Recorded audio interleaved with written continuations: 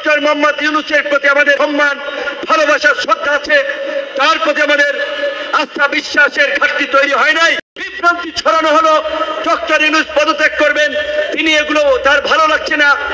এইটা আমরা যতদূর জানি অল্প সময়ের মধ্যে জাতীয় নেতা হয়ে ধরাকে সরাজ্ঞান মনে করে যায়, এই করে সেই করে সচিব হটাও, ডিসি হটাও, এসপি হটাও, এই ধরনের একটা নৈরাজ্যকর পরিস্থিতি তৈরি করেছে। প্রধান উপদেষ্টা ওই সমস্ত তরুণ নেতৃবৃন্দকে ডেকে বলেছে তোমরা সংযত হও। সেই জাতীয় ঐক্য এবং সংহতির মধ্য দিয়ে এই অন্তর্বর্তীকালীন সরকার গঠিত হয়েছে। সেখানে এই কতিপয় ছাত্র যুবক তরুণরা জাতীয় ঐক্য এবং সংহতির বিনষ্ট করে নানান ধরনের বক্তব্য এবং কর্মকাণ্ডের মাধ্যমে একটি বিভাজন তৈরি করছে, বিদ্বেষ ছড়াচ্ছে। জামাত রাজাকার, অমুকে বাংলা স্যার, অমুক দল, এই করে এই সমস্ত একটা বিভ্রান্তিকর পরিস্থিতি তৈরি করেছে, যার ফলে রাজনীতির মাঠ কিছুটা উত্তপ্ত হয়েছে।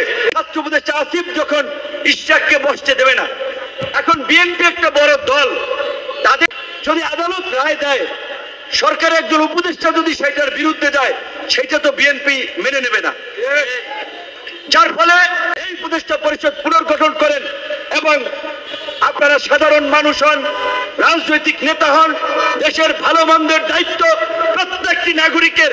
এই জুলাইয়ে শেখ হাসিনাকে উৎখাত করার শক্তি কারো বাপের ছিল না, কোনো ছাত্র নেতা কোনো দলের ছিল না, যদি এই দেশের আম জনতা রাজপথে না নেমে আসতো।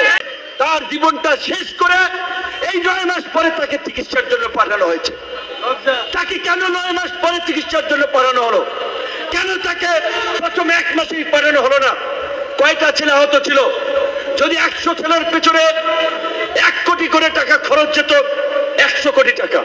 আরে ভাই, যাদের রক্তের বিনিময়ে জুলাই, যাদের রক্তের বিনিময়ে আজকে আমরা এই নির্বিঘ্নে সভা সমাবেশ করতে পারছি, এই কৃতজ্ঞতা তো এই মানুষের প্রতি আমাদের স্বীকার করতে হবে। কাজী এই জুলাই বিপ্লব নিয়ে ধান্দাবাজি চেতনাবাজির রাজনীতি করবেন না। যদি ধান্দাবাজি চেতনাবাজির রাজনীতি করেন, ওই যে পাবলিক বোতল মারা শুরু করছে, ওইটা কিন্তু আরো সামনে চলবে।